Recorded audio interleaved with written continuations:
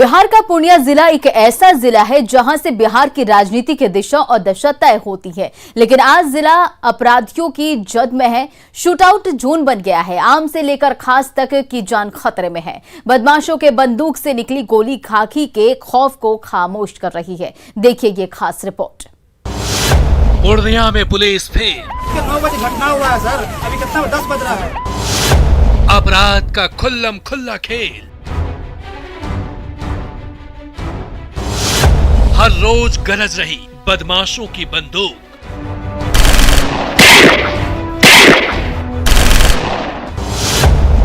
खूनी खेल से दहशत में आम से लेकर खास।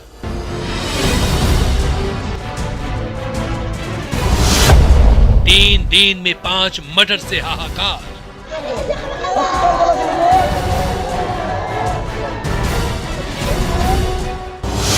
पुलिस मस्त, अपराधी मस्त।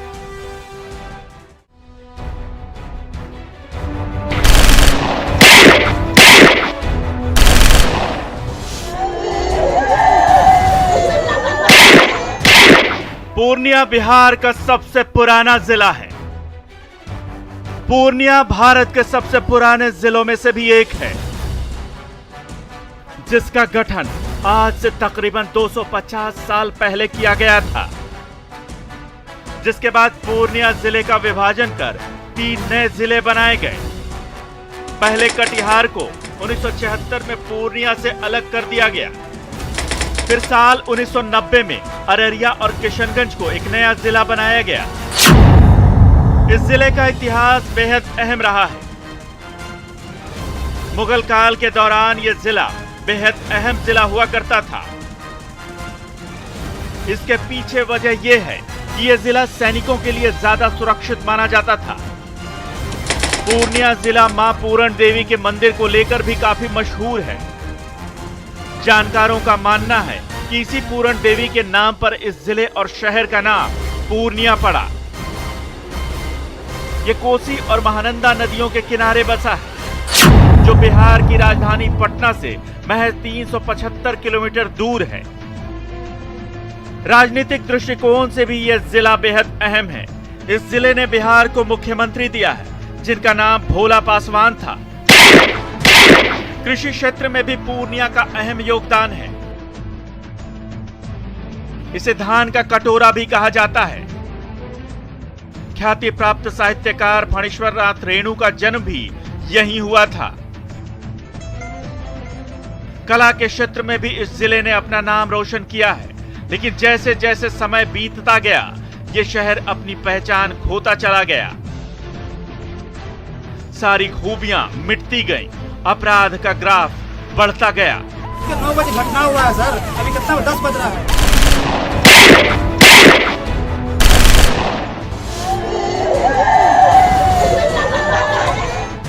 जो पुलिस के लिए अब परेशानी का सबब बन गया है। यही वजह है कि आए दिन जिले में अपराधियों की बंदूकें गरज रही हैं। जिले की फिजा में खौफ का माहौल है। गांव से लेकर शहर तक कारतूस की गंध आ रही है। आए दिन लूट, डकैती और हत्याएं हो रही हैं। ये हम नहीं कह रहे, उसकी तस्दीक गांव से लेकर शहर तक बिछी ये लाशें कर रही हैं। पिछले 3 दिनों में 5 लोगों की हत्या से जिले में हाहाकार मचा हुआ है। पुलिस के हाथ पांव फूल रहे हैं। जवाब देना भारी पड़ रहा है। छठी का आयोजन था। ये 2 लड़का मेरे यहाँ जबरदस्ती घुस गया। इसको इन लोगों ने पूछा कि आप क्यों आए, जब आपको हमने बुलाया नहीं। इसी बात पर वो आवेश में आकर वो सीने में चाकू मार दिया। कौन लोग थे वो लोग मारने वाले? जी ये 2 लड़का थे, लाल और लाडला क्या नाम है। तो कहा जा रहा है कि और भी कई लड़कों के साथ वो लोग फिर जी उसके बाद वो 20-25 लड़के वहाँ पर उनके साथ ही वो हम लोगों के यहाँ घुस गए और ये घटना को घटित करके आपके फंक्शन में उनको इनवाइट भी किया गया? जी नहीं सर। वो कैसे आ गए? अच्छा अवैध रूप से आए जी, दबंगई दिखाते हुए कि हम भी यहीं के हैं। उसके बाद सुना आपने, बिन बुलाए अपराधी घर में घुस जा रहे हैं, दबंगई कर रहे हैं और हत्या करके आराम से फरार हो जा रहे हैं। पुलिस को कानों कान खबर तक नहीं लग रही। बाद में मौके पर पहुंचकर पुलिस खाना पूर्ति कर रही है। पहली वारदात जिले के सहायक खजांची थाना के बड़ी मस्जिद के पास स्मैकर्स मोहम्मद लाल और मोहम्मद लाडला ने पहले तो सन्नी के घर में घुसकर छठी के कार्यक्रम में जमकर हंगामा मचाया। फिर एक निजी बैंक कर्मी संजीव कुमार सिन्हा उर्फ सनी को चाकू मारकर उसकी हत्या कर दी। परिजनों का कहना है कि जब दोनों स्मैकर्स अवैध तरीके से घर में घुसकर हंगामा कर रहे थे, तभी पुलिस को सूचना दी गई थी। सहायक खजांची थाना की पुलिस मौके पर पहुंची और डांट कर उसे भगा दिया। अगर उस समय उन लोगों को गिरफ्तार कर लिया जाता तो ये बड़ी घटना नहीं होती। आदमी जो उनको पकड़ के दिए वो उनको छोड़ दिए। अच्छा, क्या नाम है जिसकी हत्या हुई, क्या नाम है? ये सन्नी कुमार सिन्हा नाम है। पिता का नाम क्या है? अरविंद प्रसाद जो सिन्हा। कार्यक्रम हो रहा था किनके यहाँ हो रहा है? सन्नी कुमार के यहाँ ये। हम क्या मांगेंगे? हम बाप मेरा एक बड़ा बेटा मेरा मर गया, प्रशासन ने क्या मांगे? हम उठा के अपने कंधे पर लेके चले जाए।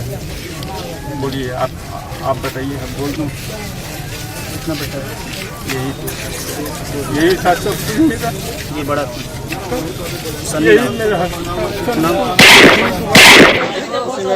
बर्थडे ने छठी छठी पार्टी जी, उसमें वो अवैध रूप से घुस गया। अब कुछ हुआ, सामाजिक तत्व जो है अवैध रूप से घुस गया है, उसे चिन्हित कर लिया गया है, उसकी गिरफ्तारी जल्द कर दी जाएगी। सुनने में आ रहा है सर कि पुलिस को पहले भी जानकारी दी गई थी, बावजूद इसके ये बड़ी घटना कुछ लोगों ने मुझे यहाँ पर बतलाया कि इस तरह की बात हुई थी और कुछ झड़प हुई थी, उसमें पुलिस को सूचना दी गई थी और उसमें क्या कार्रवाई हुई अब तो ये आगे का है, ये जांच का कार्रवाई विषय तो है। हुई नहीं, अगर कार्रवाई होती तो वो उनकी धार पकड़ के लिए रेड किया वो जाएगा। जांच का विषय उठा के लेके आइए सर, रेड किया जाएगा। हाँ, नहीं, हो रही कार्रवाई हो रही। सुना आपने सदर एसडीपीओ कैसे अपनी पुलिस की नाकामी को छिपा रहे हैं और आम जनता को गोल मोल घुमा रहे हैं। सच में अगर पुलिस ने समय रहते कार्रवाई की होती तो शायद बैंक कर्मी सनी कुमार सिन्हा की जान बच जाती, लेकिन पुलिस ने ऐसा किया नहीं, जिसे लेकर लोगों में काफी आक्रोश है। लोग सड़कों पर उतर आए हैं, शव रखकर हंगामा कर रहे हैं, पुलिस के खिलाफ नारेबाजी कर रहे हैं। जिले के एसपी आरोपियों को पहचान लीजिए। आरोपी नंबर 1 मोहम्मद लाल, आरोपी नंबर 2 मोहम्मद लाडला। यही वो दोनों बदमाश हैं जो शहर में खौफ पैदा कर रहे हैं और कानून को ठेंगा दिखा रहे हैं। हालांकि पुलिस ग्रामीणों के दबाव में आकर एक आरोपी को गिरफ्तार करने का दावा कर रही है। इसमें परिजन का फर्ज बयान लिया जा रहा है, इस आरोपी की हम कार्रवाई कर रहे हैं। अभी उनके बयान के आधार पर कर दी गई है और बहुत जल्दी हम लोग बाकी कारण क्या पता चला? अभी तो कारण पता चला है कि किसी बात को लेके विवाद हुआ जिस कारण से ये घटना घटित हुई। सर अभी सड़क जाम करके प्रदर्शन कर रहे थे, क्या बातचीत हुई परिजनों लोगों से? बात हमारी हुई है कि जो भी इस घटना में सम्मिलित अपराधी है उसको हम लोग 24 घंटा के अंदर गिरफ्तार करके सख्त से सख्त सजा दिलवाने के लिए प्रयास। पूर्णिया में एक बार फिर अपराधियों का मनोबल काफी बढ़ गया है। लगातार हत्याओं का दौर हो रहा है। पिछले 3 दिन की बात करें तो 5 लोगों की हत्या हो चुकी है और इसमें कई ऐसे मामले हैं जिसमें स्मैकर्स का नाम आ रहा है। स्मैकर्स पूर्णिया शहर से लेकर गांव तक तांडव मचा रहे हैं, लेकिन पुलिस हाथ पर हाथ धरे बैठी है। अभी लोग यहाँ घंटों से जाम किए हुए हैं। बीती रात सन्नी की यहाँ हत्या कर दी गई और लोग सवाल उठा रहे हैं पुलिस प्रशासन पर कि कब तक इस तरह की हत्याओं का दौर चलता रहे। 14 सितंबर 2021 खजांची थाना इलाके में सनी कुमार सिन्हा की चाकू मारकर हत्या। तारीख 13 सितंबर 2021 शिवधाम में स्मैक के नशे में बेटे ने पिता की हत्या कर दी। तारीख 12 सितंबर 2021 बेला प्रसादी गांव में जमीन विवाद में दबंगों ने 2 लोगों की हत्या कर दी। तारीख 12 सितंबर 2021 सदर थाना इलाके में घर में घुसकर महिला की हत्या। जिस साहित्यकार और उपन्यासकार फणीश्वर नाथ रेणु के कलम की धार ने तीसरी कसम जैसी फिल्म बनाने को मजबूर कर दिया, आज वही धरती कलम की जगह बंदूक और चाकू से लहूलुहान है। खाकी का खौफ खत्म हो रहा है। अपराधी मस्त होकर आपराधिक वारदातों को अंजाम दे रहे हैं। पुलिस को मुंह चिढ़ा रहे हैं। जनता सड़क पर उतर आई है। पुलिस प्रशासन पर सवाल खड़े हो रहे हैं।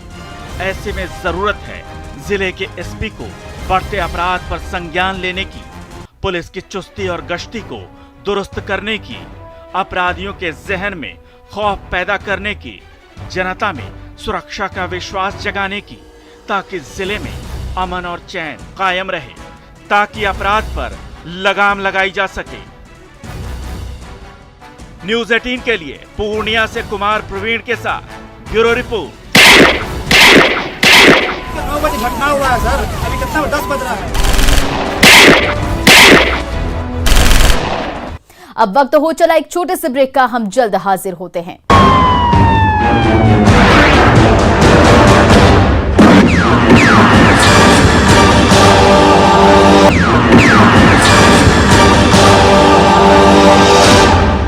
ब्रेक के बाद एक बार फिर से आपका स्वागत है।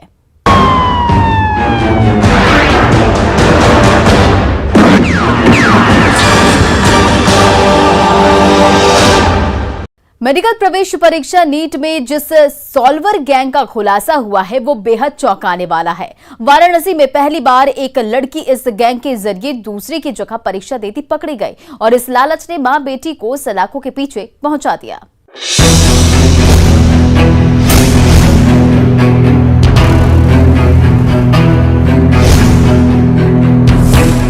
डॉक्टर बनाने की डील,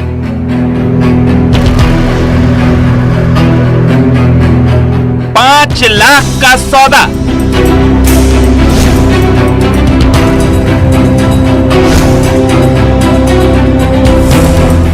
लड़की बन गई सौदागर।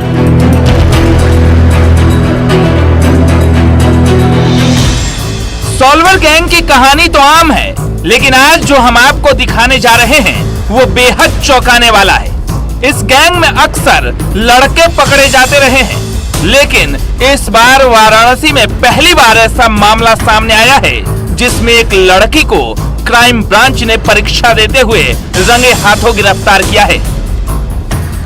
एक लड़की का पहली बार इस तरह सॉल्वर गैंग का हिस्सा बनना जितना चौंकाने वाला है, उससे भी ज्यादा हैरान करने वाली बात यह थी कि लड़की की जगह परीक्षा दे रही थी। पुलिस से पूछताछ में आरोपी लड़की ने बताया कि वो BHU की छात्रा है और BA सेकेंड ईयर में पढ़ती है। दरअसल वाराणसी में नीट की परीक्षा के दौरान इस लेडी सॉल्वर को पुलिस ने गिरफ्तार किया है। पुलिस के मुताबिक नीट परीक्षा में सॉल्वर गैंग के ऊपर नजर रखने के लिए बाकायदा क्राइम ब्रांच की टीम गठित की गई थी। जब इस टीम ने सारनाथ स्थित एक सेंटर पर संदेह के आधार पर लड़की को पकड़ा तो पूरे मामले में चौंकाने वाला खुलासा हुआ। पूछताछ में जो खुलासा हुआ वो बेहद चौंकाने वाला था। पुलिस के मुताबिक नीट में बैठने के लिए 5 लाख की डील हुई थी। पुलिस ने लड़की के मां को भी गिरफ्तार किया है। जानकारी के मुताबिक इस सॉल्वर गैंग का सिंडिकेट देश के कई राज्यों में फैला हुआ है। पूर्वोत्तर राज्यों तक इसका नेटवर्क फैला हुआ है। गैंग में KGMU का एक डॉक्टर भी शामिल है। पटना का एक शख्स गैंग का मास्टरमाइंड बताया जा रहा है। फिलहाल वाराणसी पुलिस इस पूरे सिंडिकेट के खिलाफ कार्रवाई की तैयारी कर रही है। बड़े स्तर पर कार्रवाई के लिए पुलिस जगह जगह छापेमारी कर रही है। फिलहाल इस गैंग का मास्टरमाइंड कौन है और इसके तार कहां-कहां फैले हुए हैं, पुलिस इसकी जांच में जुटी है। रवि पांडे, न्यूज़ 18 वाराणसी। BDS की छात्रा आखिर कैसे सॉल्वर गैंग से जुड़ी? क्या पैसे की लालच में छात्रा और उसकी मां जाल में फंसी? क्या गरीबी के हालात को देखकर अपराधियों ने उन्हें चंगुल में फंसा लिया? ये रिपोर्ट देखिए। BHU की डॉक्टर कैसे बन गई सॉल्वर? सॉल्वर गैंग में लड़की के पकड़े जाने के बाद पुलिस पूरी तरह अलर्ट हो चुकी है, लेकिन सवाल ये है कि आखिर BDS की छात्रा सॉल्वर गैंग का हिस्सा कैसे बन गई? कैसे हुई 5 लाख की डील? कैसे सिंडिकेट में शामिल हुई छात्रा? दरअसल BHU की BDS सेकेंड ईयर की छात्रा जूली पटना के संदलपुर वैष्णवी कॉलोनी की रहने वाली है। जूली के परिवार की आर्थिक स्थिति ठीक नहीं है। उसका पिता पटना में सब्जी बेचता है। इसी का फायदा उठाकर सॉल्वर गैंग ने जूली की मां बबीता से संपर्क किया और 5 लाख रुपए का लालच दिया। गैंग ने पहले मां को जाल में फंसाया। पैसे के लिए मां ने बेटी को बनाया सॉल्वर। दरअसल एक डॉक्टर की सॉल्वर बनने की कहानी उसकी गरीबी से शुरू होती है।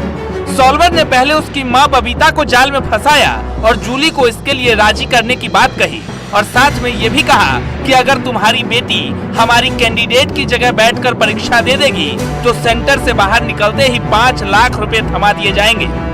बबीता पैसे के लालच में आ गई और अपनी बेटी जूली को दूसरी कैंडिडेट की जगह परीक्षा में बैठने के लिए राजी कर ली। ऐसा पहली बार हुआ है जब साल्वर गैंग में कोई महिला सदस्य शामिल हुई है। सदस्य कोई और नहीं बल्कि काशी हिंदू विश्वविद्यालय की BDS की छात्रा है। ऐसे में काशी हिंदू विश्वविद्यालय से लेकर के वाराणसी के प्रशासन तक खासा उथल पुथल हुआ है, क्योंकि जिस तरीके से साल्वर गैंग ने एक डॉक्टरी करने वाली छात्रा को मजबूर करते हुए उनको साल्वर गैंग में शामिल किया है, तो वहीं इसके जो तार हैं वाराणसी से लेकर लखनऊ तक मिले हैं। कैसे पकड़ी गई जूली? सॉल्वर गैंग से 5 लाख की डील के बाद परीक्षा के दिन यानी बीते रविवार को सारनाथ स्थित सेंट फ्रांसिस स्कूल में बनाए गए सेंटर में आयोजित NEET UG में बबीता अपनी बेटी जूली को लेकर गई।